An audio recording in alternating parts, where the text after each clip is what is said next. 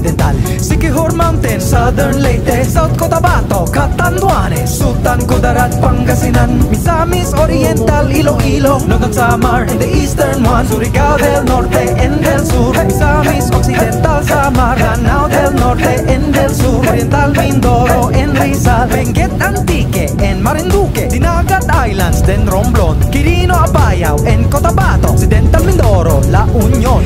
These are the Philippine provinces. Every Pinoy in the world comes from one of them. Mabuhay! These are the Philippine provinces in our 7,107 islands. Mikey, wait!